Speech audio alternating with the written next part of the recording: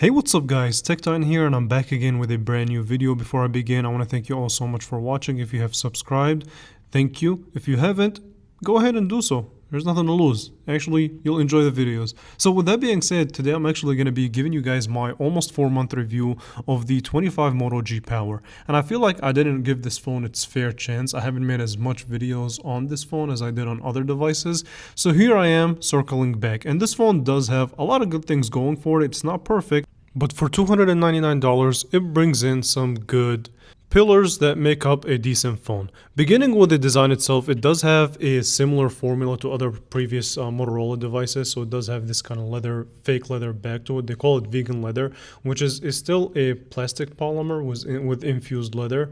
So it feels good. That's all you really need to care about other than the specifics and technicalities. And since we're talking about thinness, and this seems to be the theme of this year's smartphones, this phone is not the thinnest. It does have kind of a thick sides, but that's okay. The rails are made out of plastic. And again, $299, that's just what I expect. You still get a headphone jack. You still get a 30-watt USB-C port, as well as a decent speaker. But there's also on the side where the power button and fingerprint sensor lands, there's this kind of hole that I thought originally was a microphone, but I guess it's kind of an air vent. Weird placement, but okay. And like I said, the sides are made out of plastic, but they feel decent, right? It's not gonna be the end of the world just because it is made out of plastic. Another thing that this phone brings for the $299 world that I really appreciated was this IP68 water and dust resistance, and you really don't see that with phones at this price point. And so to have an IP rating is definitely something that I appreciate on this type of phone and this type of budget device.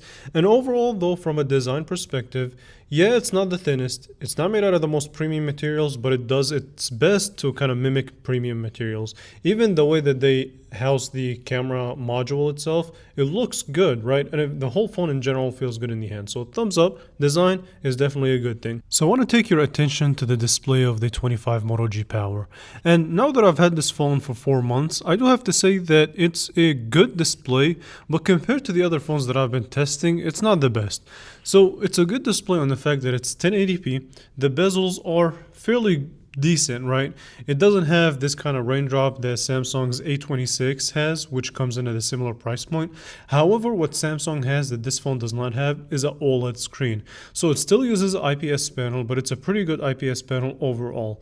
It's not going to be as good as an OLED screen, but it's good enough, to be honest with you. And it does still have the 120 Hz refresh rate, which is pretty good. And overall though, from a display perspective, I think it's fine. Because like I said, it's not an OLED screen, but that's okay. It's a pretty good IPS panel that will do the job and then some. So not too shabby when it comes to the display. And so I really think it will meet the expectation of most people. So now I want to actually talk a little bit about the performance, because this is where things can be hit or miss. So the specs of this phone are the following: octa-core, 8 gigs of RAM that can be boosted using RAM Boost, 30 watts of fast charging and 15 watts of wireless charging, which this phone does support. So that's definitely on the plus side. Now battery life on this phone is pretty good. The thing that I want to talk about though is the performance. 4 months down the line, this phone did slow down, and it's not significant, but it's enough for me to notice and enough for me to mention it to you guys. So only after a little bit amount of time do you see throttle when it comes to using this phone, especially if you use it for heavy demanding tasks or things that require a lot out of the processor. You're definitely going to see slowdowns. It did crash on me more times than not, so keep that in mind as well. Now this phone will get some software updates that hopefully, I don't want to say improves the performance because that's tough, but hopefully enhances the experience in general. But from just a strictly performance perspective, if you're doing the light tasks like phone app, messaging app, you just want to do light stuff, it will work fine. Anything that will require heavy tasking, this is where things are going to take a hit. So now I want to speak on the camera, which is another category where Motorola kind of didn't really care too much for. So you get a dual sensor, a 50 megapixel and an ultra wide sensor, and you get this other sensor that's not really a camera sensor, it's just there. It's supposed to help with the image processing, and this phone does support optical image stabilization, which is nice.